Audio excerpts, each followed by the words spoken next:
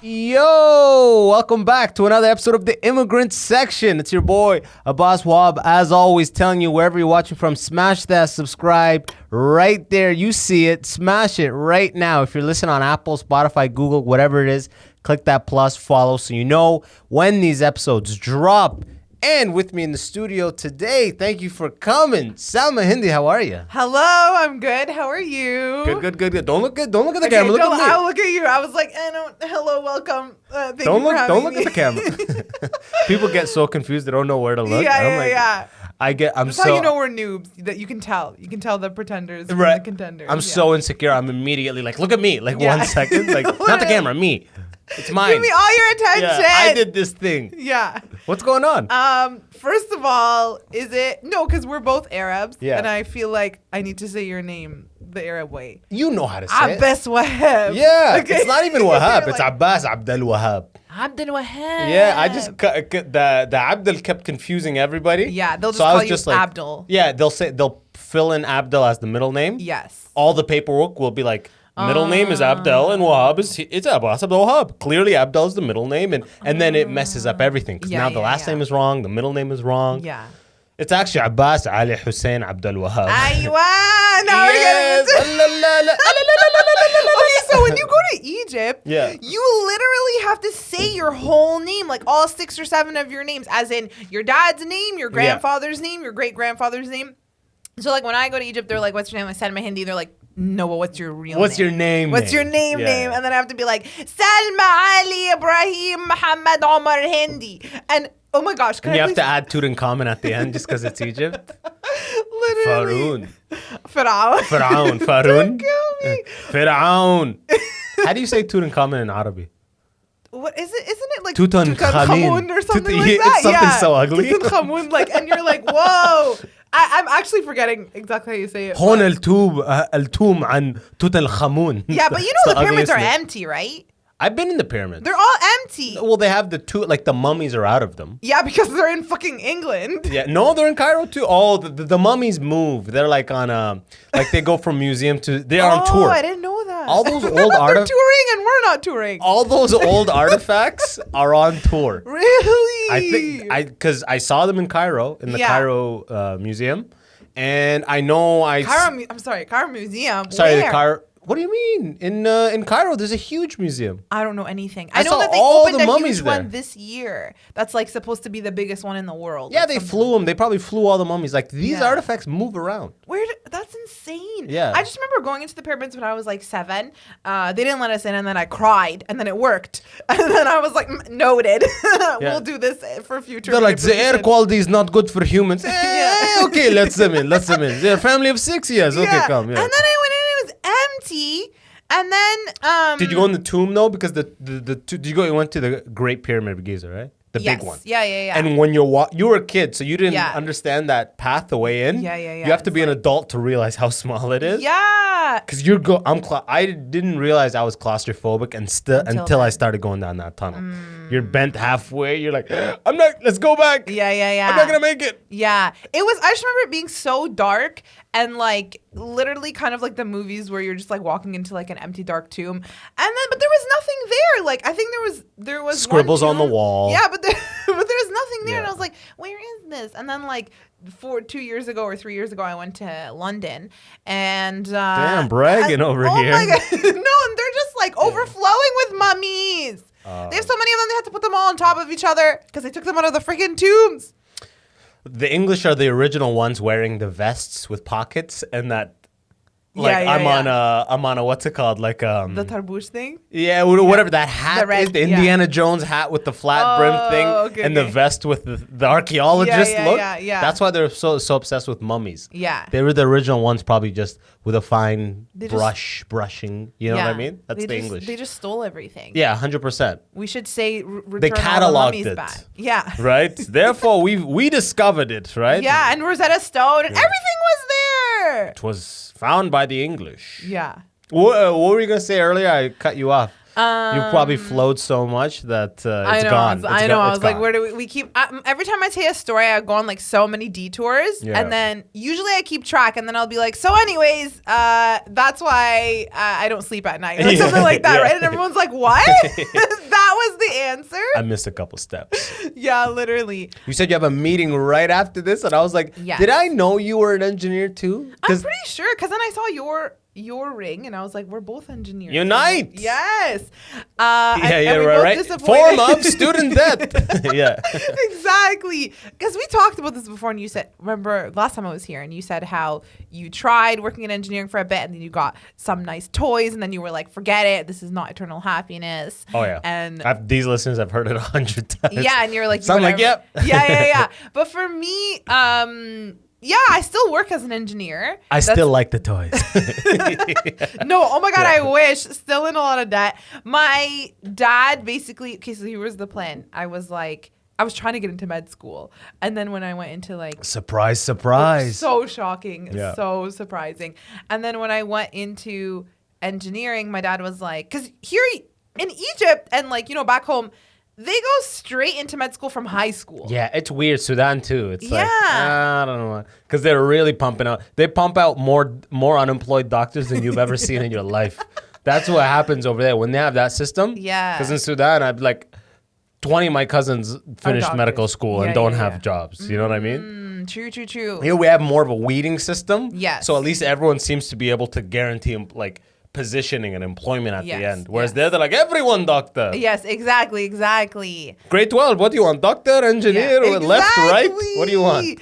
They go straight in. So here it's not like that. You can go straight into engineering. Yeah. But everything else is like lifestyle. You're kind of floating for like 4 years, and then you can like anchor to something. Pharmacy, anything medical is the same type of deal. Yes. Even law school and stuff. Law school. Yeah. MBA, same thing. Yeah. All these specialized things. Exactly. Yeah. So then I was like, okay, I'm going to go into health sci or life sci to get into med school. And my dad was like, no, that's too, you're going to be untethered. You're going to be like floating. He was like, just go into engineering. And then after engineering, apply to med school. Oh my God. Worst case scenario, you're a failure and you're an engineer. That's the most Arabic reasoning ever. Just do engineering as a backup. I mean, I know you want to be a doctor. Let's just get the engineering degree so we can have a solid plan B. Yeah.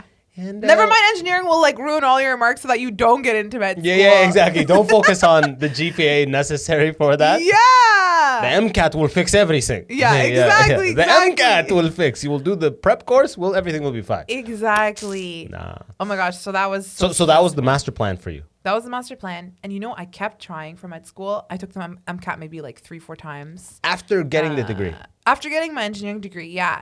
And I stayed, also I purposely stayed behind an extra year in undergrad so that I could take a bunch of science courses. They were going to force me to graduate, so I had to like drop like 2 courses. This girl's lingering. We got to get out of here. You're in the library like, ma'am, we're locking up. No, I'll be right there. I was like, please, I need more courses. I just want more knowledge. Ma'am, please. Yeah, literally. We can't stay here any longer. Literally. 9 p.m. It's on the door, ma'am. I know. Oh my Please, gosh. I need MCAT. So, if you're being honest with yourself, was it like the expectation that drove you to do the MCAT over and over? Or did you actually feel like, I want to be a doctor. I want to be in medicine. I want to do that work. I thought for sure. I was like, I genuinely want to be a doctor. I want to be able to like make an impact and actually like help human lives at the most direct level kind of thing. Yeah, exactly, on the most direct level. But then there was another part of me that was like, okay, I'll do that in this life, and then like if I were given like a second life, like I would be like, okay, 1 second, let me just go pursue like acting in Hollywood and entertainment. That's for the second life. Yeah. That was for the second life, yeah.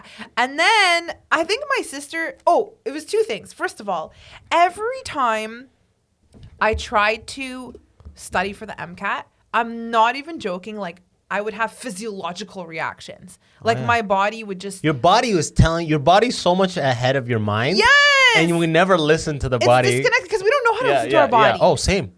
You don't even understand the same thing. I had so many physiological reactions to stress. Yes. Before I was 26. For a decade before I was from 16 to 26, I had so many things happen to my body as a result of undue stress that I had no idea what was a result of stress. Until now that I'm way older and I'm looking back and I'm like, Jesus, I was anxious and stressed. What did you think it was? You thought there was just something happening? I thought it was sickness. You know what I mean? I would kept getting cysts and I was like, oh, it's ingrown hairs.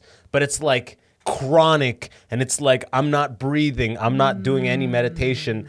We were talking right before we went live on the podcast how you're saying now you catch yourself holding your breath. Yeah, like this week and last week I keep catching myself at different times just like holding my breath, and I'm like, but why? For what? And I realize like that's an indication that I haven't done meditation in a long time, because meditation's all about like breathing and forces you to like watching unclench your jaw and pay attention to your breathing in and out and all that kind of stuff.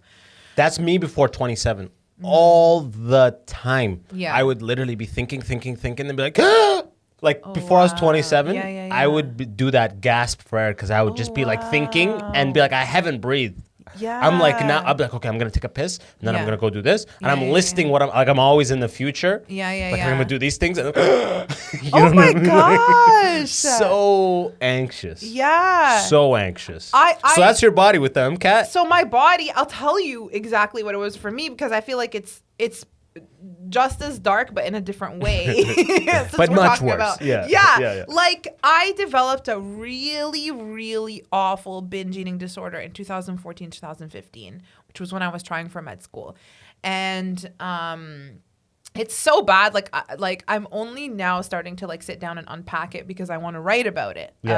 And like comedy or like written, like a script, novel? like a screenplay. A screenplay, exactly. Ooh, yeah. So like I'm going through it again, and like I started going to therapy 2.5 years ago, but I came into therapy with truckloads of crises about other things, about my relationship, about comedy, about my family. We didn't even touch like binge eating and body shame or any of that stuff.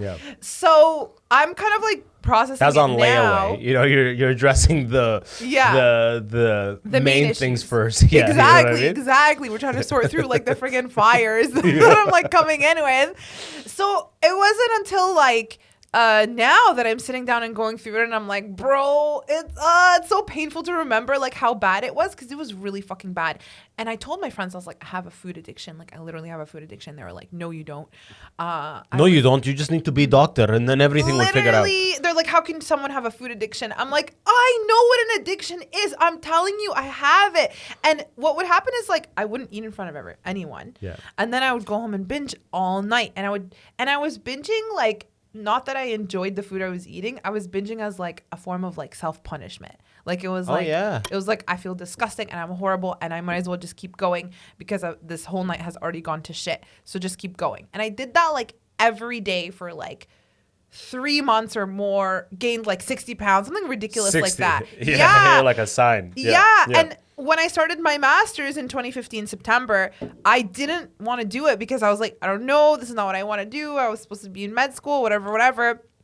And like I had a routine. I swear to God, like Selma, but masters, Selma في الماستers program, ما شاء الله عليها. My dad calls it magister. There we go. Magister, yeah. سلمى في المدرسة للماجستير الهندسة. الهندسة, ما شاء الله عليها.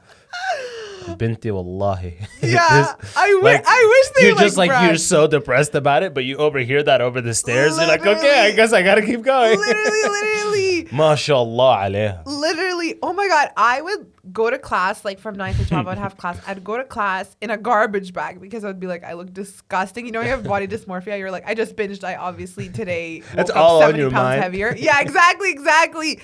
And then people are like, "What'd you get for question 4?" You're like, "What?" Yeah. Oh my God. What? Literally. And then you dress worse, which like makes you feel worse, and then makes you binge. Like it's a whole cycle. Yeah. And then I would like after class, I would like run home, and I had a system. Okay, every single day I did this. I would get on the subway, get on the GO train, and when I was on the GO train, I would like place an order for extra large box of pizza at Pizza Hut and chicken wings. And the days where I felt extremely self-deprecating, I would go to Metro and get a caramel crunch cake, which wallah al-azim, I checked it last week, is 39,000 calories. Wait, 3,900. No, No, 3,900. no, 39,000. No, it has to be 3,900. I promise you, because each slice. No, it has to be 3,900. Each slice is 390 calories, and it's And there's 10 per slices. 10, and it's 10. So it's 3,900. oh, wait, 3,900. You're saying Oh. 39,000. Like, that's like an Okay, elephant yeah, doesn't eat like that. 39,000. That's called a heart attack in medical terms.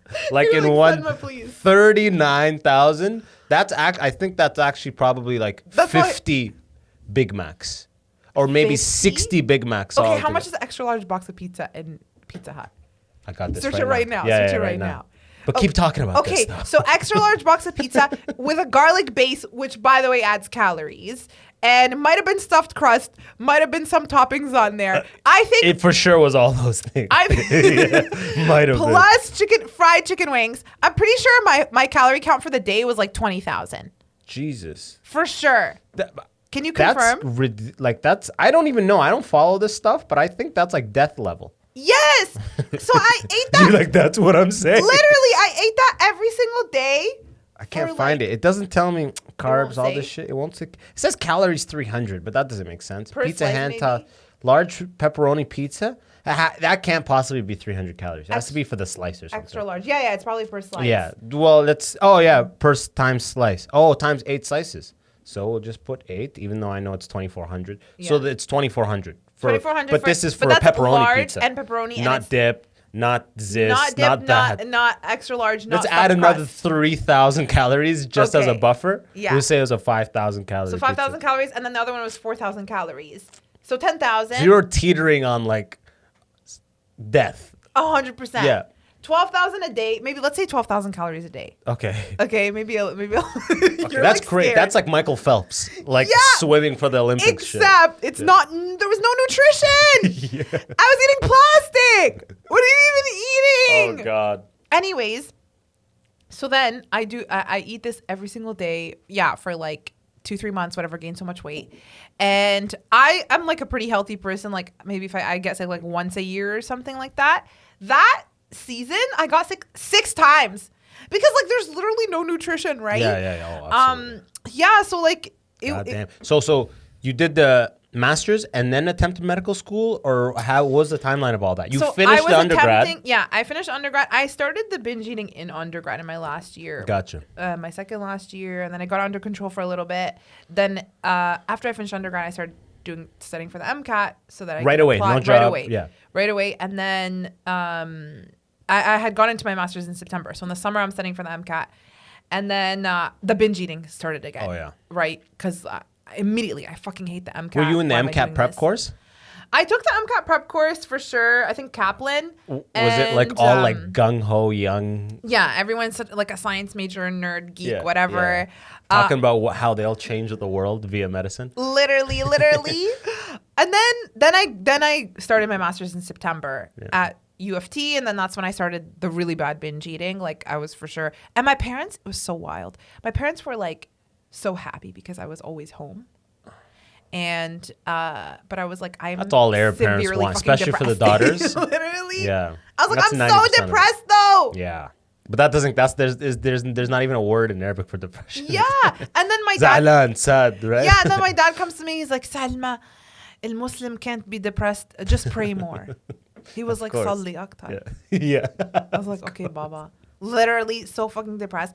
There was like a visible tower of pizza boxes in our kitchen. I wish I took a photo of it Yeah. because my family was just like, she's like unwell. Yeah, but yeah. we're not going to say anything because we can't acknowledge. Well, yeah, exactly. depression. We're gonna wait till the MCAT scores come back, and then we'll Literally. have a conversation. Literally. Anyways, my sister sent me this article that said it talks about how like a lot of people in our generation use med school and a profession in medicine as like a safety blanket because it's like a guaranteed career with guaranteed high salary, prestige. Parent, society parent- pleaser, praise right away. Exactly. You get praise for even being in medical school, for even like telling people. You I'm immediately get, like, studying a line of science because credit I want the to next be day. in medical school. Yes. Exactly. The bank's like, oh, promising. Exactly.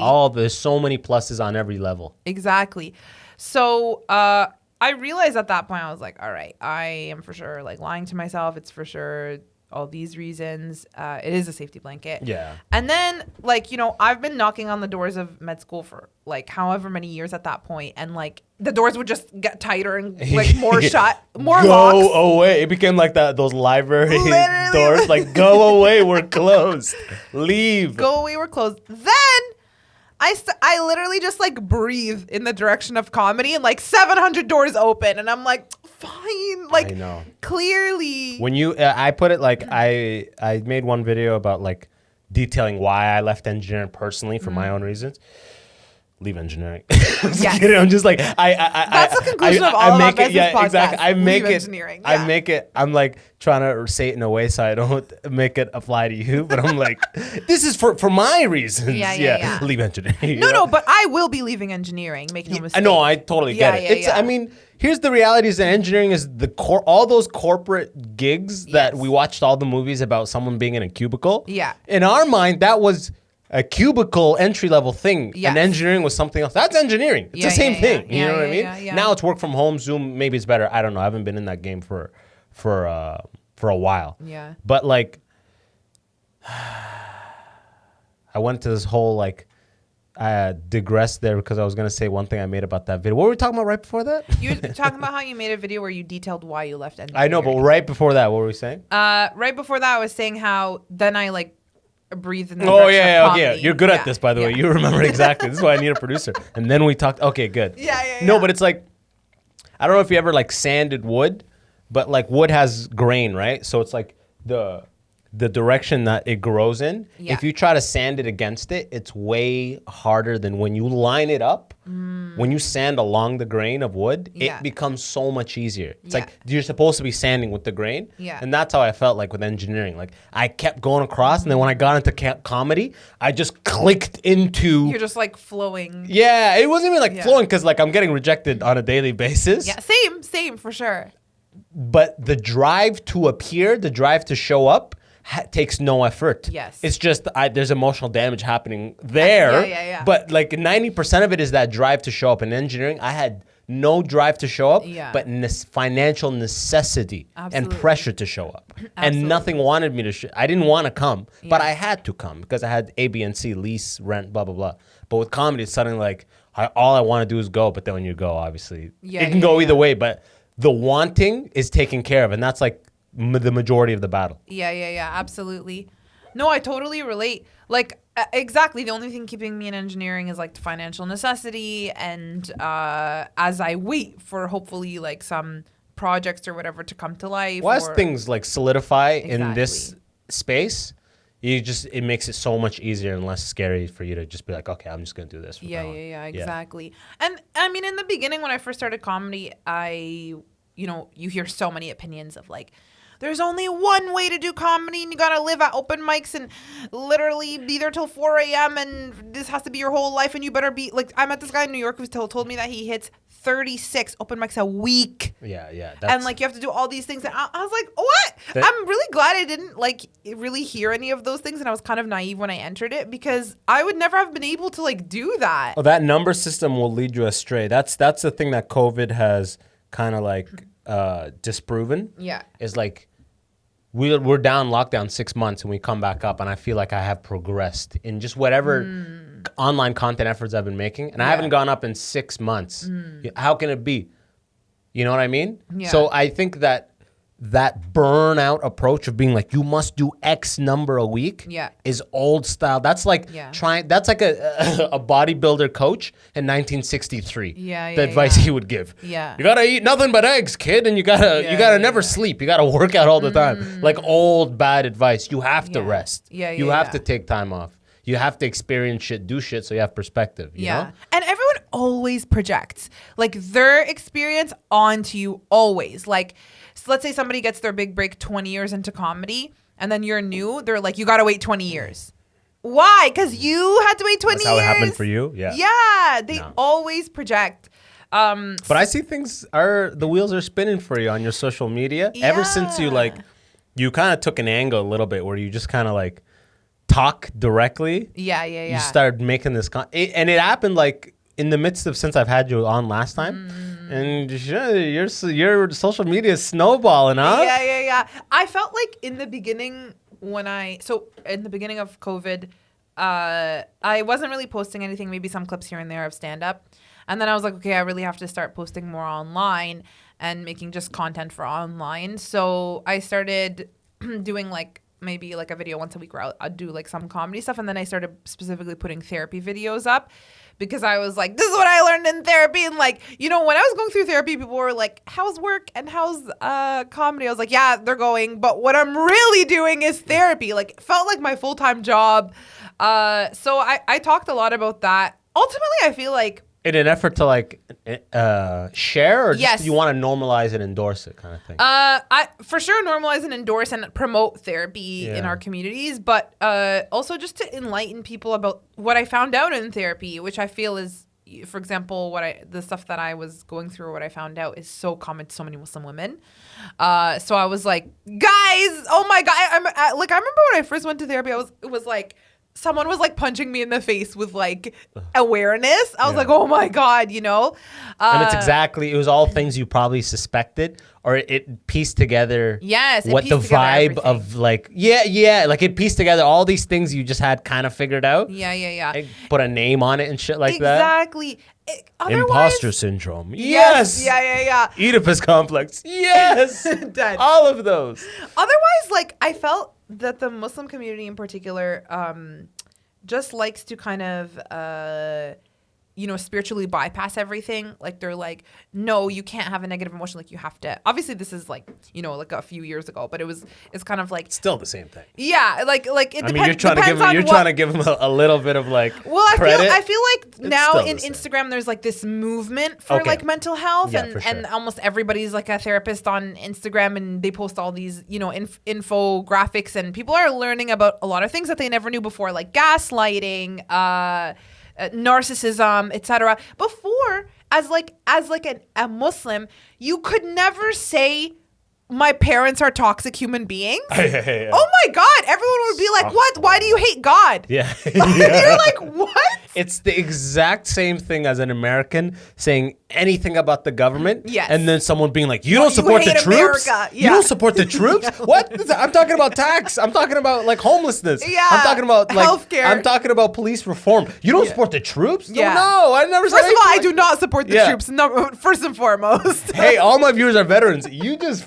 fucked up everything for me. She's not telling the truth. She's lying. Stay back. God bless America.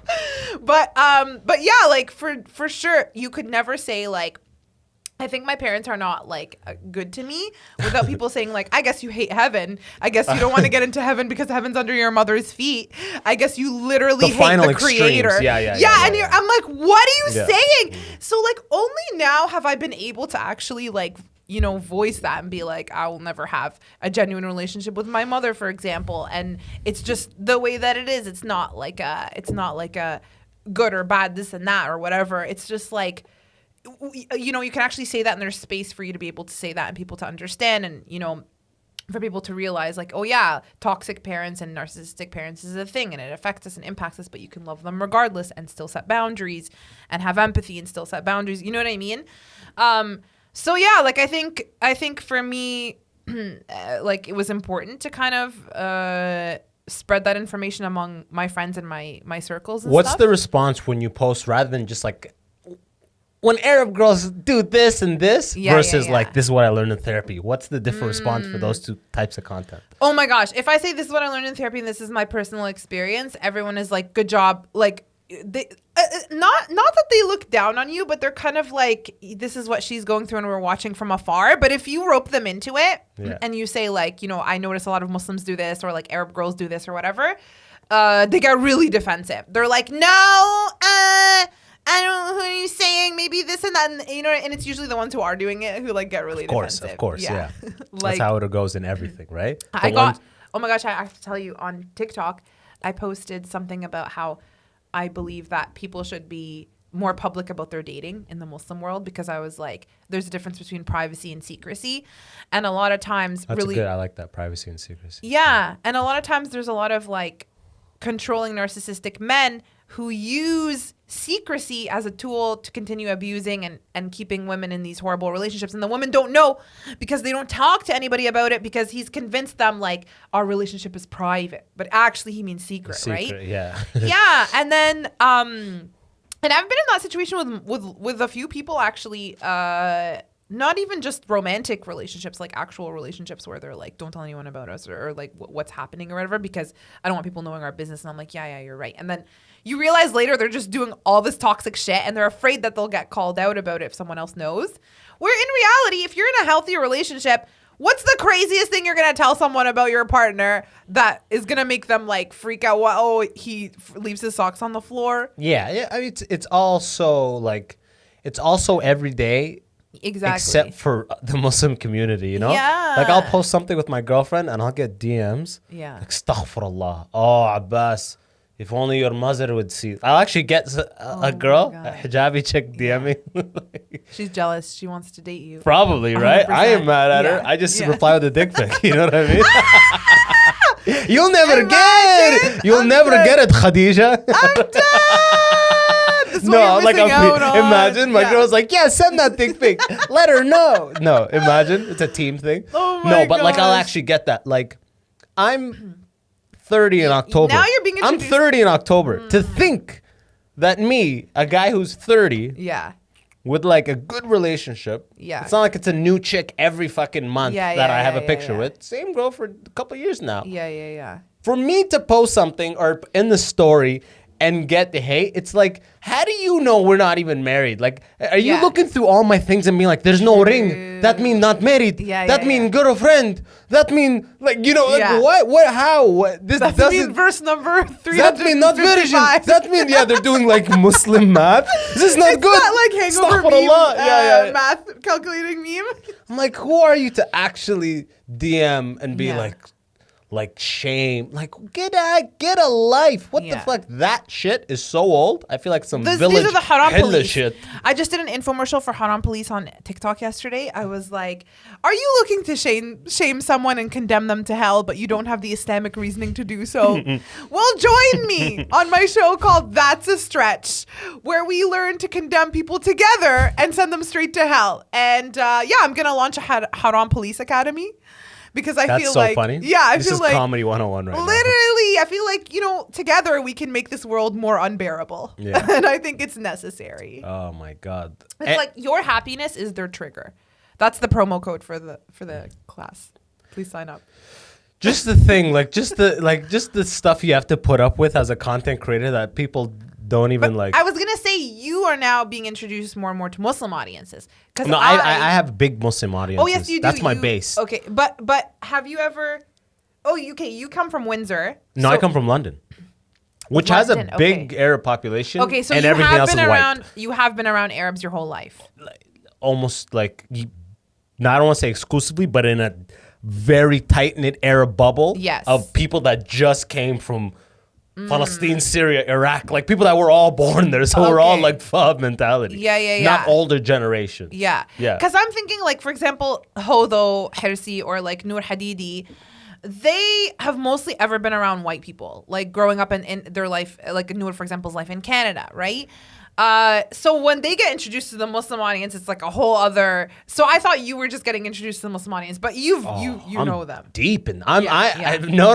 It's almost like the opposite. Like, I was in school setting. I was very deeply knit with everyone around me. For the most part, was white. Okay. Because I grew up in London, mostly white people. Yes. So all my good friends, like in school settings, outside, like all my good friends, for the most part, white. Yes. White kids, right? Mm-hmm. And then outside of school is my government subsidized neighborhood. Okay. Which is all Somalis, Arabs, FOBs, Pakistanis, and the masjid community, which is all Arabs. That is my more deeply knit connections. Gotcha. Is that. So school, I'm hanging out with Aaron, Devin, you know what I mean? Yeah. And after school, Muhammad, Ahmed, Abdullah, Bilal. Like we see Bilal there. We see Bilal there. At Saturday school, Arabic school, I did it all. Yeah. You know what I mean? Like I was in with that community way more than I was in with the white community. The white community was at work. Yeah, sorry, at school. Yeah, School's yeah, like work for me. Class clown, la Yeah, la la, yeah. right? But like now that I come doing to my Toronto, time, doing my new material. yeah, Coming 100. Like home. I know this, I know the Muslim hardcore Arab community vibes, Yes. and unspoken law, Yeah. more than the next person, for sure. Yes. For sure. So Okay. I'm not just getting introduced to that by any Yeah, means. yeah, trust yeah, me. yeah. Oh my gosh. Yeah, like so on TikTok I posted that video about privacy secrecy. And then after that someone was like, it's courting, not dating. They got so upset that I used the word dating. And then I was like, oh my God. What does it matter? Literally, I was like, homophobia, elitism, racism, women controlling men, men controlling women, Saudi Arabia bombing Yemen, poverty, like all the problems in the whole entire world. But the only thing that Muslims care about is It's not using the dating. word dating. It's not dating. It's not the word dating. It's not dating. And they're just like, to the point where We have intentions of marriage. Yeah. We have intentions and there has to be a of marriage. chaperone and whatever, all this stuff. And I was like, there's nothing that elicits like a body, physiological reaction Yeah. out of Muslims as much as anything to do with dating, sex, relationships. And 100%. that is because of shame. And it is because it all comes down to policing sexuality of women. Because whose sexuality can you kind of trace and control? Women's. And so I said that, and then I got permanently banned from TikTok. Actually. Yeah, the Haram police literally TikTok reported is the me. Haram police. TikTok is the Haram police. That's so funny. That's wild. Yeah, apparently. Permanently banned. Not even a Apparently- shadow ban. Nope, permanently banned. Apparently, if a few people. She's out. like- It's the same librarians from back in the day running TikTok. This bitch is out. Apparently, if like a few different accounts report you, TikTok like automatically bans you, and then you appeal it. Yeah, I had shadow ban or something for a little bit. It's freaking wild. Why did you get shadow banned? Same type of thing. I did one where it's like, I remember I did one video where a Jehovah's Witness comes to a Muslim guy's house, Okay. and the Muslim guy converts him. Oh, don't kill me. Yeah. And then at people the got end, upset. the Jehovah's Witness leaves in like a jalabi, and he's like, "Thank you, brother." Don't kill me. Yeah. I didn't see that. He's probably like, 'cause he you got said, shadow banned. what do we say? He goes, "MashaAllah." Yeah, that was a while back. I may actually repost that just as a joke, but that one killed people. That was like deep in the COVID posting. But you're right. It's freaking crazy. Like, it's so dated. And you know what? My personal opinion is it all traces back to forbidding alcohol. Oh, interesting. Every culture that, like, as soon as you forbid alcohol is this, like, and I'm not saying, like, I'm not, like, endorsing the hell out of alcohol. Like, you gotta drink, everyone. It's the best. If you don't drink it.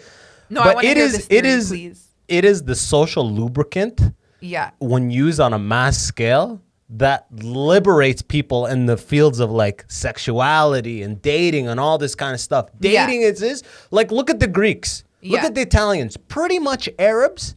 Pretty much, we're all kind of like clearly yeah. came from the same thing, but we Yeah. deviate in slight different things. Yeah. And one of those is sexuality. One of those is like relationships. And like, you can't, like, I know Greek fobs who are Yeah. dating openly. Normal. Yeah. You know what I mean? The guys and the girls, they hang out from a young age. Whereas what? The Muslim community? Oh, Everything's all the taboo, boys, everything's all the cut boys off, are yeah. in class together Oh my God. until university. All the girls are in class together until Yeah. university. No one drinks. No one looks at each other. No one talks to each other. And No one hangs out with in the them. extreme Arab families, you're not even allowed to see or hang out with your cousins who are of the opposite gender, which is why people then start to get into relationships with their cousins because now you've forbidden it and you've made it like tempting or something weird. Now your cousin Khadija is looking nice. Yeah, literally. Right? With the freaking boots, apple bottom jeans and boots with the fur. But do you think it's forbidding alcohol or do you think it's just forbidding in general? Like I think, remember we talked about shadow self last time where I was like, every time you deny something for yourself and you stop yourself from being allowed to do something, it becomes a fixation and it becomes a weird part of you that you hate to see in other people. It makes you really jealous, it makes you triggered, or it makes you like infatuated when you see it. Like, it just makes it then controls you. every time you deny it. So Yeah. I find that it's because of, for example, these like extreme divides in genders and off limits of any sort of dating or any sort of like sexual expression or sexuality or whatever, that then makes people like so triggered and disgusted when you post a story with your girlfriend. Because, And they're denying it for themselves, so they're so mad to see you have exactly. it. They're like, these are the rules as I understand them. Yeah. And I was under the impression we're all playing by the same rules. Yeah. And it's team mentality. It's like me being on the Muslim team, one day wearing like the star of the Christian team's jersey. People are like, what the fuck are you wearing that jersey for? It's pretty much the same thing of being like, I'm dating. Now you're wearing what? That's one of the anti things of this team. You can't be dating. So you're going to get public like, hate for it. And the numbers aren't like crazy, especially the more I've posted, the more it's like people don't really fuck around. But at the beginning, they're like, oh, you know, it was literally like, oh, you know what I mean? Like people don't even know this, but like in Saudi and like the extreme versions of this, they have like what's called the Hayya or whatever, the Islamic police. Yeah. And like when my friends grew up there and hung out, if you're hanging out with girls, in a cafe or something, they'll arrest you or they'll take you. And people will have fake wedding rings. People do fake wedding rings so they can tell the people they're married. Like it's fucking workarounds that are so stupid and put that male female like dynamic decades behind all these developing nations when people are actually exposed to each other and work with each other from a young age. And if you want to speed that up, you got to introduce a little bit of alcohol. Okay? All right? Yo, I swear to God. The conclusion I was is the most staunch. Alcohol is the way of liberation. I'm not saying that necessarily, but in the case of like aggressive Muslims, get this person drunk. Yeah. Okay? Loosen them up a bit. Get them drunk and then to the point where it fucks them up. And then the next day, see, that's what happened with me. Because I was Your first experience? My first experience. Yeah. Yeah. I didn't lose my virginity until... Actually, that's not true. I'm not going to say that. But they all kind of lined up together. Because right when I was like really unraveling, because I was like... when you were breaking the most hardcore, my mom was like, till this day, my mom was like next level, right? Yeah. But like, for so long, I thought if I ever had a drink... I would never be the same. I would not be the same human. Yeah. You know what I mean? I would change. There was a fear that you will change. Change for the worse. For the worse. Yes. You are damned. You are a damned creature waiting hell. Just awaiting hell. Yes. Like I actually thought if I drink at 20, it doesn't matter all the good deeds I do after that. I'm already tarnished. You know what I mean?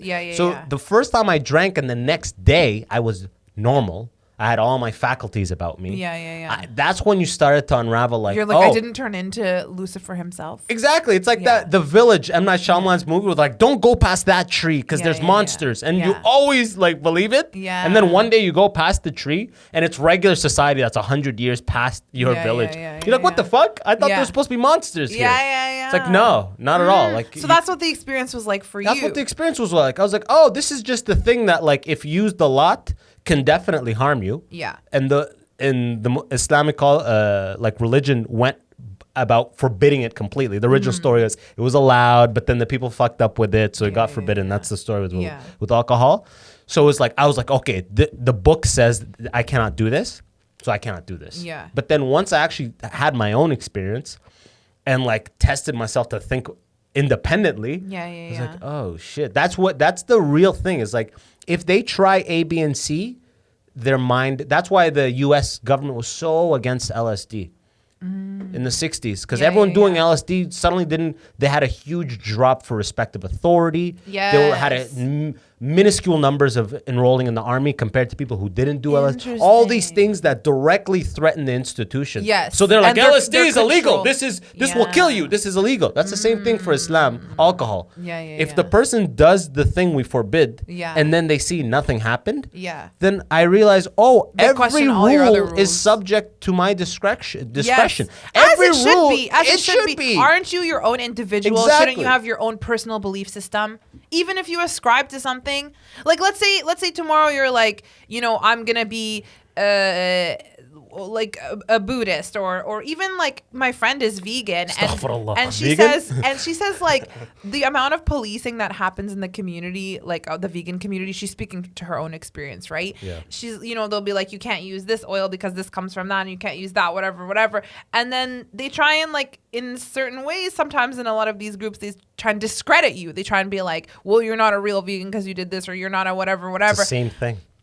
It's so similar. Same with like Buddhism. If like you're gonna, let's say, enter Buddhism and you're gonna take some practices, like, if someone says, well, you're not a real Buddhist, who are you? This is my life and I'm choosing, and I'm like, I know there's a bad connotation to the word picking and choosing, but you quite literally That's have life. to do That's that all with of your life. beliefs. Yeah, you should. All of life is exactly that. Yeah. You pick and choose what you like. What works for and you. discard what, that's all. Your Netflix, every modern day algorithm is based on the principle of picking and choosing. Yeah. You know what I mean? We'll optimize this algorithm for this person based on what they pick and choose. We'll present them on the thing that they will likely pick and choose in the future. Yeah. You know what I mean? Like, Exactly, not everybody's supposed to endorse and embrace everything. You like some things, you Yeah. don't like some things. If I like Exactly. my life with 20% Buddhism Yeah. and 20% Islam Yeah. and 60% go with the flow, Yeah. then so be it. You don't have to be Exactly. 100% anything. Exactly. Yeah. People love people being a single thing. Yeah, because then you're easy to One figure box, out. exactly. You're easy to figure out, and then they think they have you completely figured out, and then they can pass judgment on you. They can impose their opinions. They can project what have you. But if you're like multi-layered and complicated, then it throws them off. It scares them. They don't know how to figure you out. And it's like, but human beings are multi-dimensional, and you know what I mean? There's like free-spirited. There's so many parts to them. It's so fun. Like when I used to make videos about, like, I'll make like videos being like Arab people, because Sudan is like it's like Arabic is my first language. The Arab culture is literally like my culture, right? Yeah. So by that extension, I say I consider myself Arab as well as African, as well as Sudani, as well as black. Yes. So I can make a video any day about black experience, and who the fuck are you to tell me that you are Arab or you are Sudani? Yeah. But that happens all the time. I'm making a video about being some Arab thing, Yeah. and they'll be like, you're not even Arab. I'll make a video about a black thing, be like, you're not even black. Oh my God. It's like people just want you in one thing. Yeah. What are you? Just tell us one box. They wanna that typecast you were. you. What is it? Yeah, Which one yeah, is yeah. it? You can't be multiple. Yeah. You can't be multiple. Which one is it? Choose one. So annoying. You know? Yeah. I feel Open like and shut. It's team mentality. A or Yeah. B. Are you Democrat or are you the other one? Yeah. 'Cause You- then are they you can on the throw middle? You in the Which one are you garbage voting for? Or like, trust you and with credibility or whatever. Yeah, I find social media is like that too. It's really annoying. Like you can only really talk about two things that you do. Like you either are an exercise person and a foodie, or you can't talk about the million other things you do like outside of that, because then it's like too much to keep track of and people don't like it. You know what I mean? But back to your point about LSD being illegal. So I tried shrooms for the first time in September. Astaghfirullah, we lost her. Astaghfirullah, get the sheikh. Literally. Get the The sheikh. first thing I ever did I had never Haram even عليك. Haram. Just I had never Moed even Zamzam? Yeah. Haram. Literally Zamzam water. I had never even smoked weed, smoked shisha even, smoked a cigarette, nothing. And then I did shrooms. But it was very like intentional. I did so much research about it. I talked to so many people about it. And I was like, it's an experience. yeah, it was an experience, and I was so excited. I read so many blogs about it, like people's mushrooms experiences are and the best. stuff. It was How great. would I go?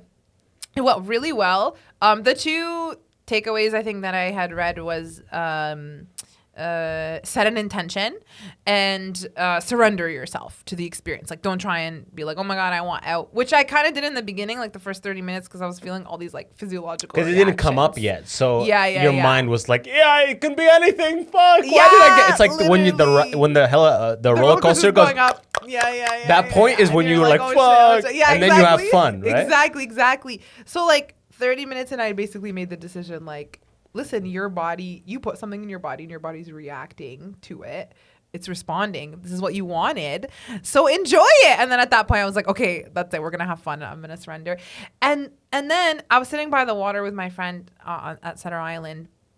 And we're like watching the geese and whatever. And my instinct usually in nature is to like do tasbih, like when I'm out in nature. So I'll just be like, whatever, subhanallah, subhanallah, bihamdi. Just And then, say prayers. yeah, like give like, thanks. Exactly. Yeah. Like kind of religious affirmations, Yeah. I guess. Yeah, that's exactly. Yeah, that's a good And one. and then I'm like sitting and I'm doing that. And I was like, wait a minute. I'm still Muslim. Like literally I was shocked because my whole life it was like drugs, and not even just drugs, hard drugs. Oh my gosh, like you know you like you can't ever approach this without being kafir, and it's like without just entering, like becoming an infidel basically. And like it's not just Muslim, it's society in general. There's so much stigma and taboo around any drugs, right?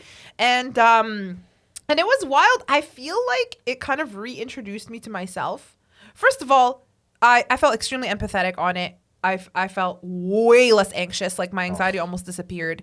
Beautiful feeling, huh? So great. You felt so in tune with the soil. You were sitting on the grass, the water. Yes. Everything animal. Is sharp. Everything, like the sounds and the colors. And I closed my eyes and I could see in color, and I was like, what? I guess that means normally I'm always dreaming in black and white because it's like the first time I see color. And it was like, I think, okay, this was a huge, I guess, epiphany or whatever for me. So you know how like when we're younger, we're like all pieces of shits, kind of like in high school, everyone is like problematic and racist and homophobic and what have you. At least like when I was in high school. Now I think the generation's like a lot more it's still aware. exactly the same. Okay, Yeah, unfortunately. yeah. It's still exactly the same. I feel like my nieces are Gen Z and my nieces and nephews and stuff. And TikTok, for example, it's like if you're straight, you're not cool. Like, do you know what I mean? Like, yeah. Oh, 100%. So I think they're a bit better about certain things, right? The dating scene in 50 years is gonna make people like us, our minds explode. Yeah, for sure. People be like, it's gonna be so just fluid. So chill about everything. In 50 years, we're gonna be like, what is it with these people? Choose a gender. What do you want? What do you want, huh? We're gonna be like the haram police. Yeah, right? People are gonna be dating like... Yeah, it's wild. I'm learning a lot, like from my nieces and stuff. Like, I ask them a lot of questions, and but anyways, like, okay, so you're like, which gender is better? They're like, what's gender? You're like, oh my god. Literally, they're like, what's gender? 100%. What's gender? 100%. Yeah. But yeah. So back in high school, like, I knew that there was a lot of problematic things I had, and just like, trigger warning, like anti-blackness, so awful. But I think we talked last time about how there's lots of racist jokes in Arabic. Oh yeah. And I remember like one time there was like this girl that like would hang out with us and stuff, and I was like, oh my god, she's so pretty. And I remember my sister being like, yeah, she's pretty, but unfortunately she's black, so like she'll never be full pretty. Like, do you know what I mean? Like, but how old was your sister? She was older. I would have like been in her 20s. Yeah. Damn. And I was like, oh, she's watching this right now. Like, right? I've changed. Right. I've changed. I literally had to be like, I asked for permission. Like, is this person pretty? And she said no. Like, because they're black, right? And you still knew something about it was off, right? Yeah, for sure. And I was like, that's unfortunate. Like, I really thought that I could call her pretty. Like, I really thought I could believe she's pretty, right? Because it's also when you're younger, kind of the adults tell you what to believe. Yeah. And then I remember, like, I went to Egypt in 2007, and Beyonce was people's most beautiful woman of the year. Literally everybody was, like, snickering, and they're like, how can a black woman be beautiful? I'm like, do you even know Beyonce? And it's god. Egypt of all places. I know. They're all the exact same complexion as Beyonce, if not darker. Yeah, you know what I mean? darker. That's so funny. Like Nubians and stuff. And anyways, so there was a lot of anti-blackness that I was taught and that I learned. And I remember like I had to unlearn a lot of it. And it's almost like you have to convince yourself like of new beauty standards. So you have to be like, this is beautiful. No, this is, beautiful. yeah. You have to and tell it's tough. yourself. And the later you do that in life, the harder it is. You know? Because you've believed something for so long, right? Yeah. And it's same with body types like skinny, whatever, medium build, all that kind of stuff. And so anyways, I had to do that for like a long time for me to redefine beauty standards for myself and what I found attractive and stuff. And then, but I think like deep down, a part of me was always scared that like you're just putting on a show, you're not actually progressive and open-minded, you're just being performative because this is what society wants of you right now, and you're actually a piece of shit, racist, homophobic person deep down. And if you were ever to be not sober and unfiltered, then those parts of you would come out. Gotcha. And so I was so scared that was gonna happen. Gotcha. And then you don't trust yourself. Yeah. Exactly. Always comes down to like lack of self-trust. Yeah. And lack of self-awareness honest, because if you really knew yourself, you would trust yourself. Yeah, yeah. Right? And so I'm on the shrooms and I was with my friend. She's queer. Damn, this is a crazy. You're taking a big leap, huh? She's one of my best friends. No, not even. Yeah. I'm saying the mushrooms. She's queer. You know what I mean? There was guys around us. All right. Yeah, I know. Yeah. Whatever. Yeah, The reason why I'm exactly. saying she's queer is because she started telling me a story about her relationship and like her previous relationship and how it was wild and whatever. And then I'm following along on this story. And it's like wild. Every time you're so empathetic, right? Every time she introduces a character, I become that character. Yeah. Like, you know what I mean? Then she introduces another one. And I'm like, whoa.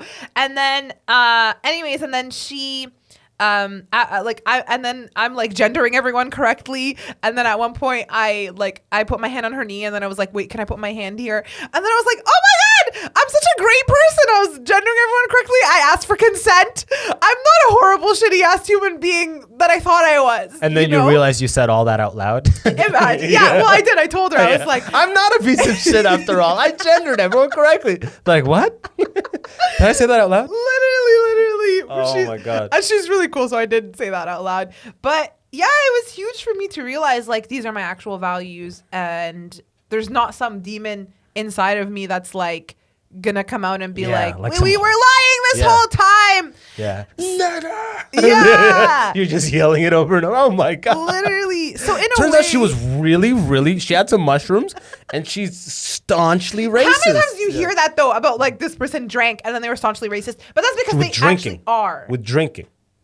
No, but I feel like any sort of like inebriation, like if you're not fully in yourself, but that means that person actually is racist. Yeah, exactly. Yeah, exactly. Right? It's like that's when you're uninhibited. You're unchained. Right? Exactly, yeah. So it's one thing to have fear that your unchained self will surface and your unchained self will be exposed to be a shitty person. Exactly. And it's another thing to actually drink and then be a horrible bigot. Yeah. And then be like, sorry guys, I had a Corona. It's like, no. Yeah. No, dude, you had 2 beers. And you went on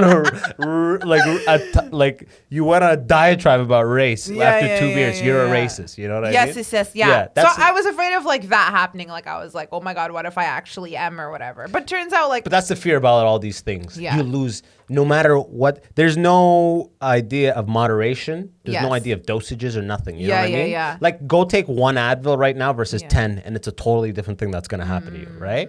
So it's like have some microdose or have a full 3.5 grams or 2 or whatever you have. Yeah. But it's like depending on what you do is what will happen. Exactly. You know, if you have 1 beer versus 10, totally, there's no conversation of moderation. And there's no appetite for the Muslim to try things. Yes. These are forbidden, but there's never anybody like, yes, you cannot do this, but live your own life, be a good person. Yeah. Try, but remember that is how some people were raised, not me. Yeah. That's a life like that's child rearing that is void of shame.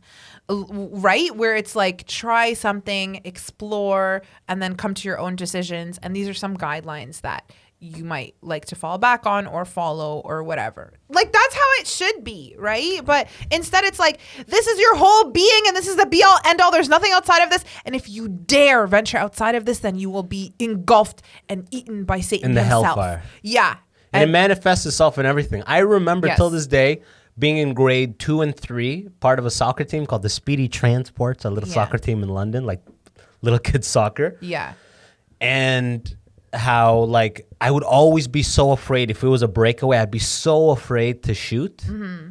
And for so long it was similar to that, where I'd be so afraid to try my fullest if it came something outside the academic space. Because I was always comfortable in the academic space. I can handle this. Yeah. This is my court. Yeah. And then this and like verbal jousting, conversation, talking. I can handle these 2 things. Yes. But sport, physicality, this kind of stuff, I realized what it was is I had such a fear of failure, such an ingrained fear of failure because I was like driven into me that you must be perfect. Yes. Pray 5 times a day. How's do this, that realistic this. as a It's human? not realistic, but even at 2nd, 3rd grade, I remember I would never want to kick the ball. I would never want to, I'd pass it, I'd do everything, but when it came to shooting at the net, I wouldn't want to shoot ever. Oh, wow. And now I look back, it's like, because I was so afraid to miss, I wasn't willing to shoot. Yeah. You know what I mean? Oof.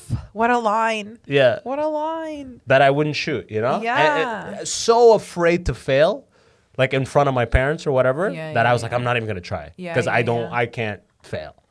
Yeah, that much pressure on a child. Like a friend, I was talking to a friend of mine, and he was like, "Why the hell does like a 7-year-old know all about mortality and like and heaven and hellfire and like all these things? Like that's so much to bear on the shoulder of like any human, let alone a child who should be engulfed in their childhood and just like lightheartedness and all that kind of stuff, right? It's just insane, and I feel I'm really resentful for the way that I was taught right and wrong. Obviously there's so much beauty in religion and stuff, right? But when it's taught from a very shame controlling, like It's all about the approach. fear-based Yeah, it's all about the approach. Yeah, then it's really There's harmful. nothing wrong with any of these religions. Islam Yeah. particularly, nothing wrong. I'm not talking shit about any Muslim person. For sure. I'm just saying being like when it has passed down generation to generation and you Yeah. don't even know the teachings of the book, you Yeah. just know the bastardized version of what you were taught. Exactly. That's what you're teaching. You're not being like, turn to Surah Al-Ankabut Yeah, and then yeah, read yeah. that first line. That's Yeah. how we will act. Yeah. No,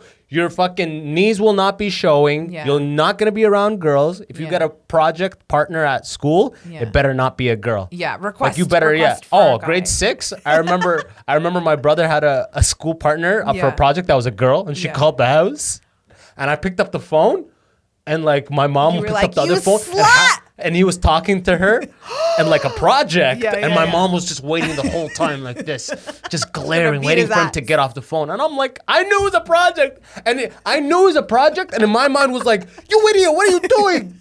You get a guy as a partner, you fucking nut job, are you crazy? Like that was my mindset, like you crazy motherfucker. Yeah. Like imagine you have a that. death wish. You have a death wish. A girl partner for science? Are you nuts? We're done. We're both done. We're all getting punished. Yeah, we're all getting beat. Crazy. Oh my But you know gosh. what?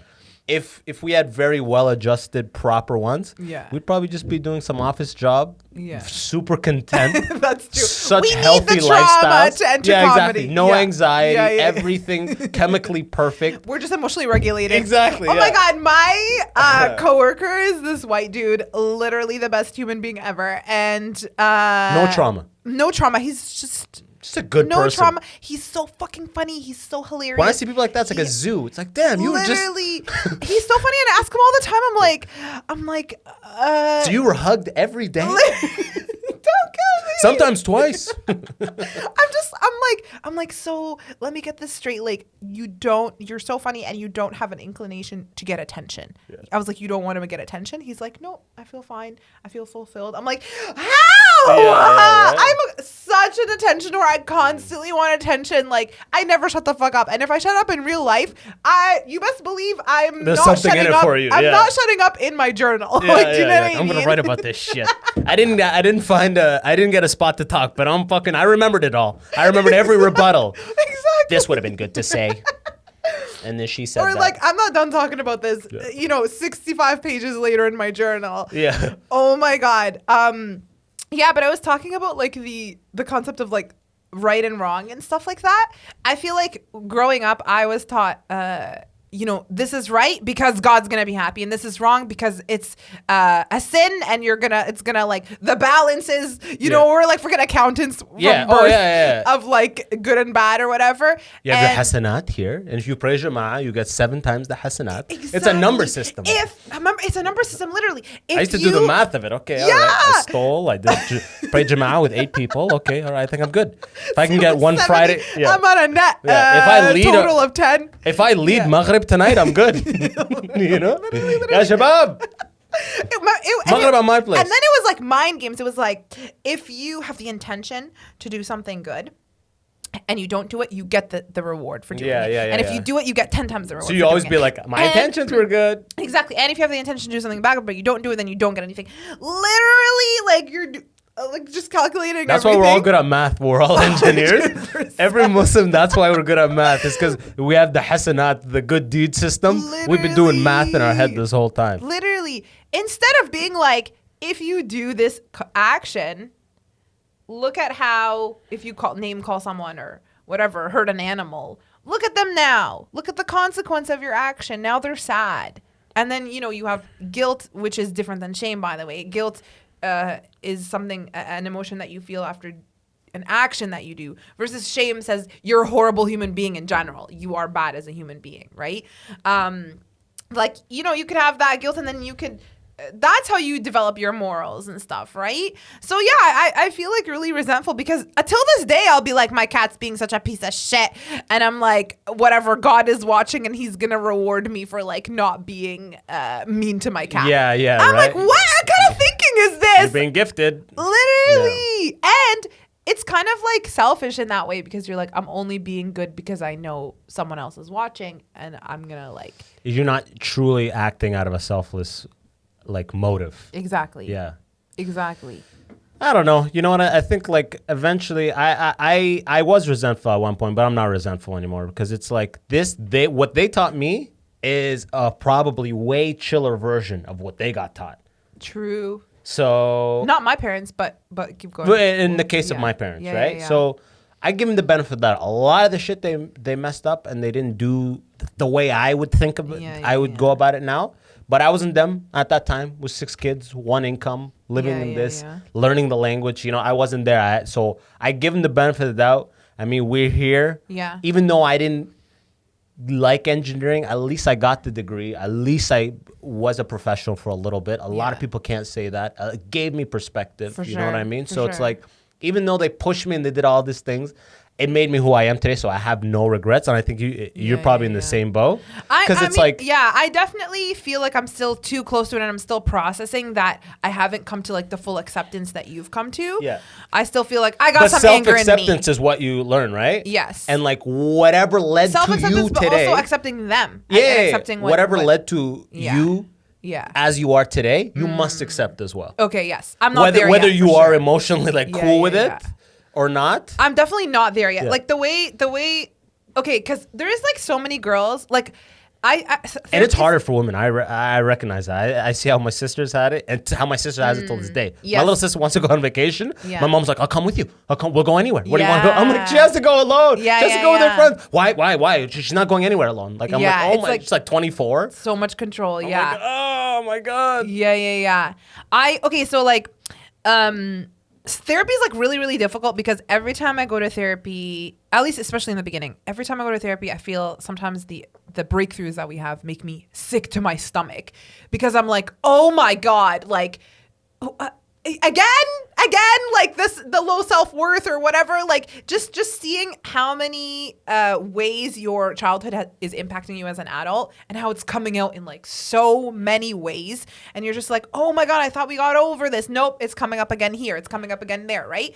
And so I feel like a lot of times I'll see girls who like have really high self-worth or self-confidence, and then they'll say something like, they'll be like, I don't know why I have really high confidence, like I was just born not giving a fuck, and like, you know, maybe all of you guys should try it too and like not give a fuck. And then in the same sentence they'll be like, yeah, and my parents had a very loving relationship with me and they loved me and like whatever, all this stuff. I'm like, excuse me, it's literally the reason. It's literally why you had stability. Exactly. And now, like, the more I think about it, the more I realize that trauma is like poverty. Like, it's nobody's fault that they have it, but when you have it, it's like that much more that you have to work against in order for you just to be baseline. Oh, and trauma in poverty? Oh my God. Is like the worst. It's like exponential. But that is the brewing grounds, we'll say, for talent. Okay, yes. You know that's a positive That's spin how it on goes. That's just how it goes. You got to get fucked at the beginning to shine at the end. But it depends on your on your coping mechanism. Oh, a lot of people have fallen in their path and growth. A lot of people I know are in prison or dead or just bums, you know what I mean? Mm-hmm. And by that I don't mean on the street homeless. I mean at home collecting like disability, figuring out how to get the next disability thing. Like that, they're on that cycle. But out of a lot of the most talented people I know, me personally, I can't say any of them first came and foremost myself. Yes, they either had lack of stability, early death experience. Okay. Early immigration came to this country. Did you have an early death experience? No, like I had a death experience like a couple years ago, but my thing is the lack of stability, and so poverty, death experience, like I have all the factors. Yeah, you know yeah, what I yeah. mean? I'm All the like, checklists. I'm about to This is a slam dunk. personal Yeah, I'm checklist. waiting on something to pan out. He's the Serena I'm like, I Williams did all the of things. trauma. I've done all Yeah. the pain. When does the good shit come? Yeah. But I got these curtains, which is pretty nice, right? Amazing. It looks things are great. working out. Yeah. But yeah, I mean, across the board, you know what Yeah. I mean? All the people in there. Wait, list all of them. Instability, lack of physical affection as a child. Yeah, I Chaos. put that with instability. Okay, so that's all instability. Oh, yeah, yeah, And yeah. then early death experience. What Big. else? I mean, we were 6 kids. Yeah. And my dad worked 6 days a week. Like we Absent father I figure. never. Same with yeah, me. yeah. My Same dad was with me. constantly working, Yeah. and we were 6 kids. Yes. So when he was I didn't know there, you were 6, I was by in the the way. middle. Oh I yeah, didn't know you were I was 6. number 4 of 6. You know what I mean? That's where you that's were what you call definitely that's the neglected. talent slot right there. That's the slot. Or 5 right of there. 5. I'm 5 of 5. 4, 3, 4, 5. You know what I mean? yes. The final one, my little brother, he had his car paid. There was financial help for him, but at this point, like my parents are way older than him. Yes, So yes. that's a whole new weird type of thing. Yeah. You know what I mean? Yeah. Nobody had a good scenario in my family, but I mean, like in the grand scheme of things, we had it pretty good. We all Yes. came here, went to school. Yeah. I got braces in grade 2. I Yeah. mean, I'm not like dodging shells and shit like that. Yeah. We got our tetanus. We have healthcare. You know what I mean? In the Yeah, grand yeah, scheme yeah. of things, we had it pretty good. But the problem was, it was trying to like have this weird village style raising in the middle of Ontario. Yes. It's like in the house versus outside are totally different. I have the pressures of in the house outside, Yes. where I have to act outside, but with the pressures of in the house. And in the house, I have to act with the Yeah. rules of in the house, with like the pressures of like, it's like this coexisting weird shit that I think if you look at the NBA, I bet you 90% of the people in the NBA were not privileged growing up. You know? Yeah. As in the case with anything besides like any sport that requires some sort of privilege, you know, Yeah, like yeah. hockey, you got to pay. Hockey's crazy expensive. If you're a parent of a hockey player, you got to drive, take him to the thing, all the padding, the cost of everything is a lot. Lacrosse, fucking tennis isn't the most expensive, but tennis, racing, all those ones that you need money to actually like invest and support a dream. Yeah, and Those develop you- your skill. Those Yeah. need some level of like middle income and above to actually like, Yes. foster that kid. But like soccer, basketball, all the dirt poor Yeah, ones, yeah. it's all the best ones are always came from nothing. I mean, I think that's just the yin and yang of the world, you know? I would agree with that. It's kind of like an escapism for your traumatic life and childhood. Like, you know what I mean? And I found escapism through storytelling and through comedy when I was younger. It was like, by the way, I was a previous member of the Hot On Police, if not the chief of the Hot On me Police. too, me too. I mean, I wouldn't say I was the chief, but I was probably mid-ranking, you know Oh, what I mean? I was high Yeah. in the ranking. I was putting in for lieutenant positions, you know? I They were was sending me colonel. out for What's highest? What's highest? Now that we're talking troops. captain, colonel. I was colonel. I was captain. I was requesting to be sent out for leadership training. Okay, so you would have know? been my. I was mid-level. I would have been your superior. Yeah, 100%. Okay. Yeah, you're like, I saw them hold hands but not kiss. What should I do? Shame them. Shame them immediately. Shame. Yeah. Oh my god, shame them right away. I would have Yeah. freaked out. I would have like screamed. Yeah. So in high school, like my friends, they were caught in a dilemma. They really loved hanging out with me because I was so fucking funny. I was like the life of the party. I was hilarious. The only ever time I saw myself be as hilarious as I was in high school was when I was on the shrooms, by the way. Yeah. Because I was You were like killing it. Killing it. Oh my god. Uninhibited. Yeah, uninhibited. No anxiety getting in the way. No anxiety, no overthinking. Yeah. Getting in the way. You're just sharp. You're just witty. You're just like on the ball, whatever. That's how I was in high school. You gotta have a mushrooms addiction on stage. Yes. I'm gonna see you. Like, I need some stems. Literally, when I want to come up with like new I need some content. stems. Yeah, I gotta get on stage. I need stems. Anybody got stems? Literally. So I was like that in high school, and I would imitate like our teachers, and I would every day in lunchtime. We went to Islamic school for high school, and the guys would take Damn, over. you went to an Islamic school too. Yeah, I went to Islamic school all throughout, and the guys would take over the gym, and obviously like hot on for us to play with them in the gym. And Islamic schools are underfunded, so we had nothing to do except sit And watch. and watch. And so the girls would be like, tell us a story. And then I would just come alive and entertain them and whatever. Yeah. So they loved hanging out with me because it was so fun and hilarious. But they couldn't tell me anything because the second anything regarding relationships with boyfriends, like drugs, hanging out, whatever, mall, any of that stuff came out, I would turn. And the extracurriculars. Yeah, I would go crazy. I Yeah. would be like, "What the hell? Are you trying to go to hellfire? Yeah, like, you yeah, have to yeah. get better." And I genuinely thought, like, this is how I have to save them. Same thing. Yeah. Same. So they wouldn't tell We're me the anything. product of the same type of like. Yeah, We're just upbringing. like, yeah, like in case my mom is watching. Yeah. Yeah, you know what I mean? Like, I'm doing it.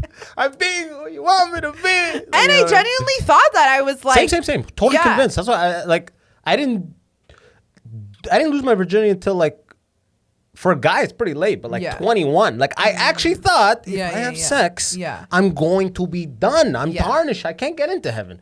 And like, that started to like fade away in my late teens. But I was still hanging on. I was in engineering school. I was still Yeah. hanging on to Yeah, it tight, yeah, you know? yeah, It's still yeah. till my final year of university. I was like, fuck this shit. Yeah, Because yeah, your yeah. body is telling you a totally different thing. You know? Yeah. So it's like, I was so convinced. Yeah. But it's just like you were sold a dream and you were sold a story and you bought the hell out of it. yes. You bought the hell out of it. And you know what I mean? It's like And- we bought a shitty car that a salesman sold the hell out of Yeah, us, yeah, huh? yeah. We've been And- driving it for 10 years. Like, this is the best car. Totally. And you know what's interesting? The Haram police that are still going strong, still Captain Colonel, whatever, who are watching us, previous Haram police, reformed, whatever, Haramis, they would watch us and they would be like, oh, the dunya got to them. Yeah. The temporary life, the temptations got to them. They weren't strong enough, And it's so wild because, like, I understand that way of thinking. And so that voice is in my head a lot, Oh, yeah. Like, I literally, the duality of that. Because I Yes. was that Yeah. for more than I've been this. Yes, same. Yeah. You know what I mean? Yeah. So it's like that's your version 1 programming. So you can't muffle that. You can't fully mute that, even though you're Yeah. on version 3 and 4 programming. You know yeah. what I mean? You know how to act, but like deep down, it's like, Because- oh, it's haram. It's like, shut up, get down Yeah, there. You're because old. You know? do you feel like you're disappointing younger you, version 1 of you? Like, if version 1 of you could see you now, they'd be like, "What are you doing?" I more feel bad for younger me than I do. I feel like that's the right. I that's the more right feel mentality to like have. fuck. And like I said, in the Version in 1 the was spirit, brainwashed. in the spirit of being like, you can't regret, because then you say, like, I'm where I'm at. I'm happy where I'm at. Yeah. Because I built my life right now, so it's like a ton. Like, I control what's happening, and I love it. You know what I Yeah. mean? So everything that led me up this moment, I love it. Yes. I accept it fully. But at I the love same that. time, there's so Bess, many you're so things. optimistic and grateful and like positive, and that's so wonderful. I'm That really impacts your quality of life and your mental health. I'm gonna and cry in the shower your after you leave, though. Yeah, you don't get that. The podcast doesn't get that. Why I'm did we bring up done. triggering things? I'm done. I'm going to the dunya.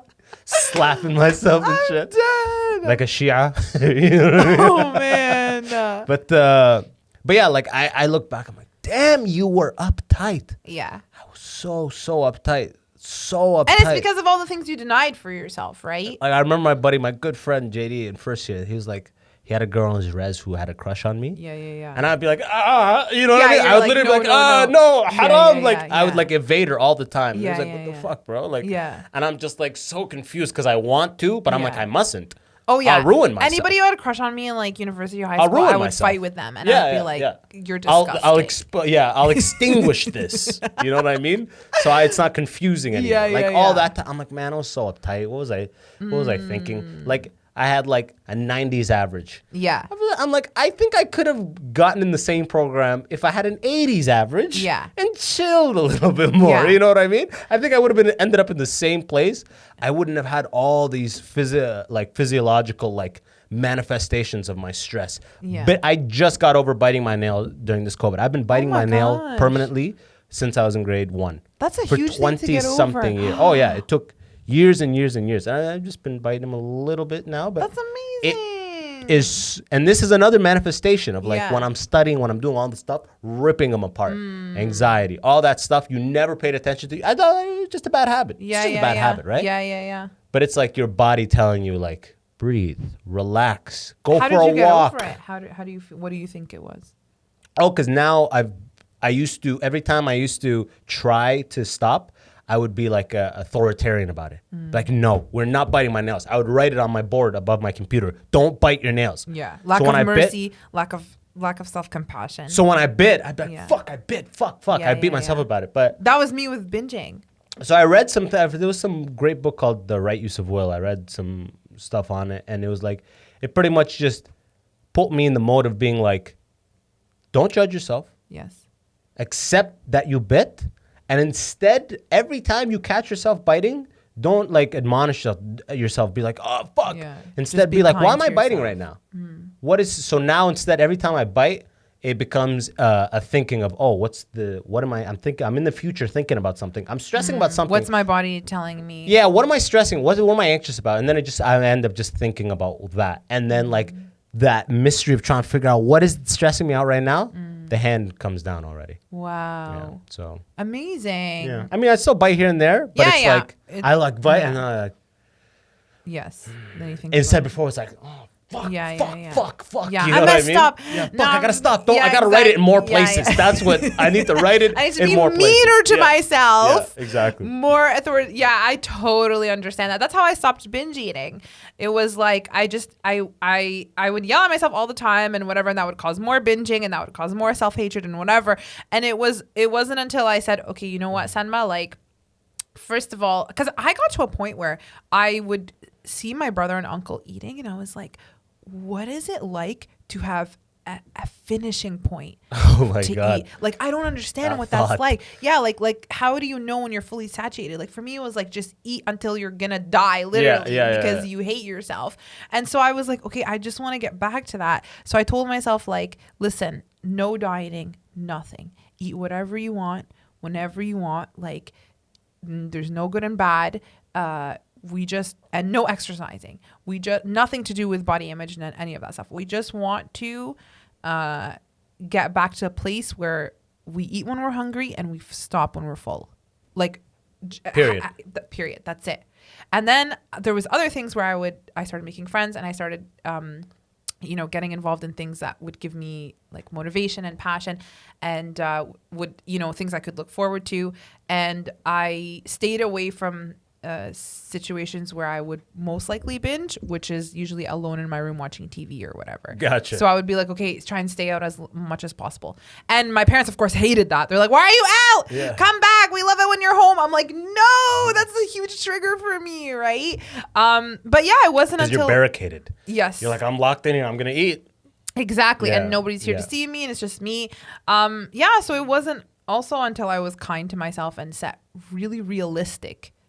It sounds obvious, but it's expectations. really not, because when you want to fix something, you think you take the hardline approach first. Yes. You go, no, I'm done with this. Yeah. No more of this. Yeah. Therefore, stop. Yeah. Stop. We're stopping. It's like you bully it's like yourself. you become like a dictator for Yeah. yourself, which doesn't, because it'll work a little bit. Yeah. And then when it breaks apart, Yeah. you have nothing it spirals right back to, like, I would like go 2 weeks without biting my nails. It would almost come back. And then I'd like get stressed and I would rip Yeah. all of them apart. And I'd have Yeah. nothing in me to Yeah. stop that. Like, oh, they're done. I'm doing it already. Yeah, Fuck, it's yeah, happening. yeah. Rip, shred. Oh my But now gosh, it's just yeah. kind of like, oh shit, I'm biting my nails. Fuck. Yeah. And I just told my girl, like, I'm not stressed about something. And I started biting my nails. I'm like, I You're guess like, I am, "Never mind, I am I a little am stressed." stressed about that. Yeah. And then it becomes kind of more of like, watch your breath, watch yourself. Yeah, But yeah, now yeah. actually, all the places that I used to write, don't bite your nails. Yeah. Now I write, watch your breath. Oh, that's great. Because every time I look at it, I just, Yeah, it's more of a proactive thing. It's more of like a. because that fixes all of the things. Is you start at the basic thing, your breath, because your breath is like it's intuitive, like it's Yeah. a secondary system. You don't have to think about it. Yes. But when you do think about it, it actually resets a lot of, like, our mind is like a computer, you know? It resets everything. Like when your RAM is all jumped up and you have to restart the computer, Yeah, and it's yeah, so yeah. fast now. Yeah. That's like the breath. Watch the breath, meditation. Wow. And watching the breath is just a tiny bit of a meditation. Yes. 3 seconds of it. Yes, absolutely. And it still has its own benefits. Just like, okay, shit, I got to do that thing. You know what I Yeah, mean? It's for not like you're fixed sure. after, but it's better than Exactly. before. Absolutely, yeah. And it comes up for me in everything. Like I do massages like every other week because of like I have Because of self-care? self-care, but it started off because I had a herniated disc and it was like I couldn't even Oh, stand. legit reason, yeah. Yeah, and then massage therapy was one of the things that really helped kind of like remove the tension from all the muscles, and that was putting a lot of weight on that disc. But yeah, she's always making me breathe, like because that's the only way we can kind of like release tensions in certain areas. I started taking vocal lessons. You have to breathe through your diaphragm in order to be able to like actually carry a note or hit a note or something. Meditation is huge with breathing. Yoga, of course. So yeah, I feel like all of these things really kind of at least have started to push me to like even be conscious of my breathing. And yeah, if I find myself holding my breath a lot, I'm like, oh, haven't been doing any of these things in a while, you know? But it's a good indicator. Like before, I used to just exhale. Yeah. And then I'd be on with my fucking overclocked mind of just not being in the future, being way in the future. Yeah. You know what I mean? Yeah. Which is just stress and anxiety. Yeah, for sure. Okay, let's talk about dating. By the way, you missed your 3:30, huh? Did I? What time is it now? It's like 4, I think. Are you serious? I'm pretty sure, based on the math of the time of these. Oh my god! I was actually gonna say something when it was 3:30, and then oh my god! I'm not gonna lie, I purposely didn't say anything. Oh my god! The convo is going good. Okay, let me just tell my manager. In this moment, let me just take the opportunity to say that leaving engineering was great.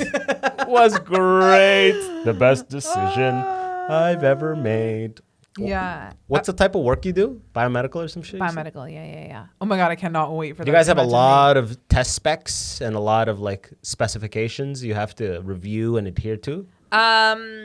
Test specs.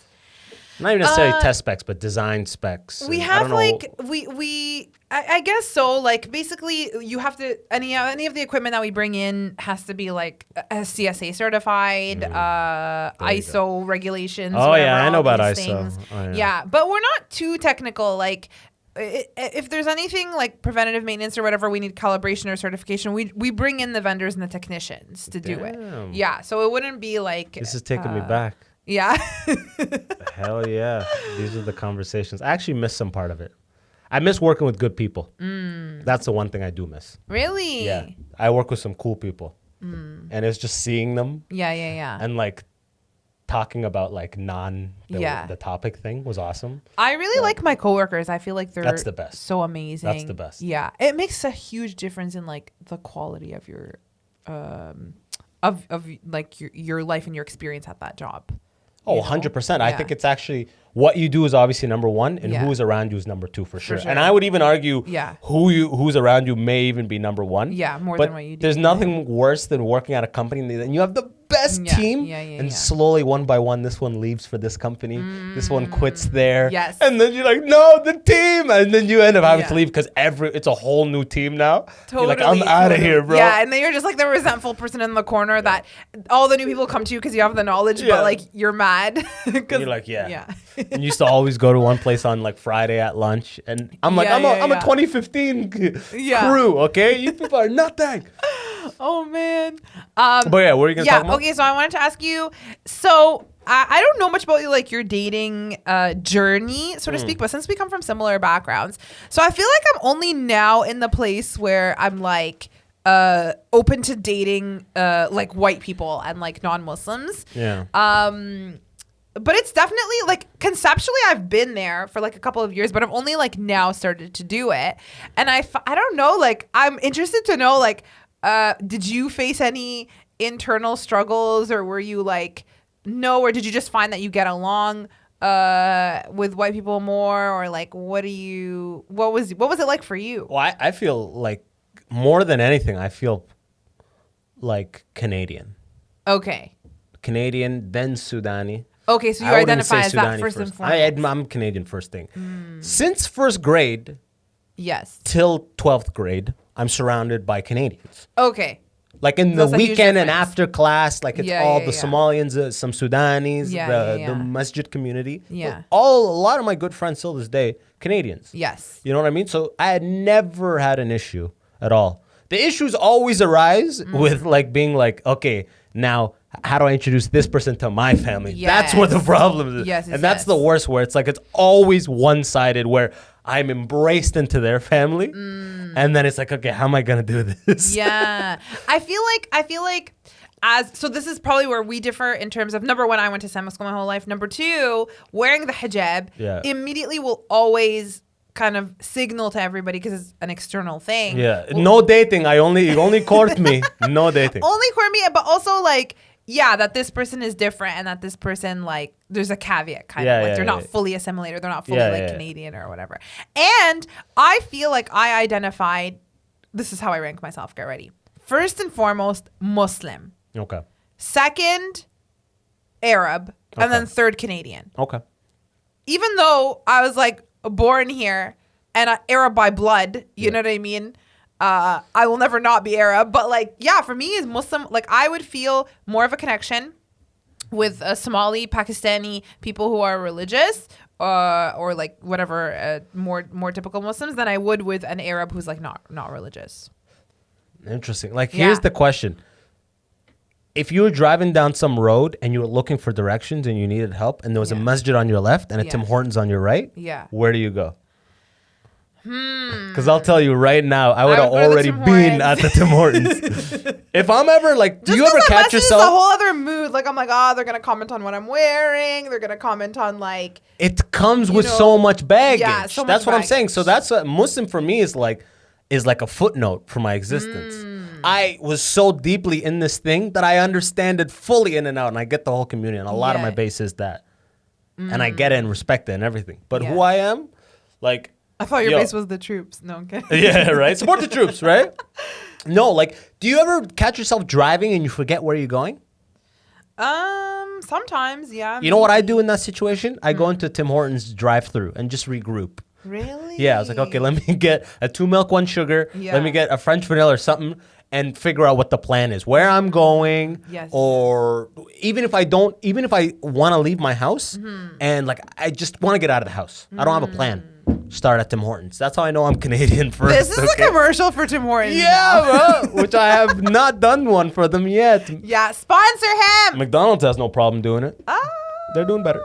Yeah. But yeah, I mean that's the gist of it. That's why I say. That's so interesting. Yes, that definitely foundationally will make a lot of differences. Gotta love Tim Hortons. Tim Hortons is like a blanket for me. It's not even good food, and the coffee's not even good. Yeah, I think it's just nostalgia. It's just like a blanket. Yeah. It's like a teddy bear. Blanket. Tim Hortons like a teddy bear. Like you go into Tim Hortons holding a Tim Hortons, and everybody in there, we're all Canadians. Yeah. You know what I mean? Yeah. There's a vibe in there you don't get anywhere else. Not at Starbucks. Yeah. You know what I mean? Starbucks, when you look inside Starbucks, I don't get the feeling of this represents Canada. This is not a good sample of Canada. Tim Hortons is a good sample of Canada. Absolutely. You know what I mean? Yes. The people behind the counter are brown. Yes. The people in line are white. Everyone.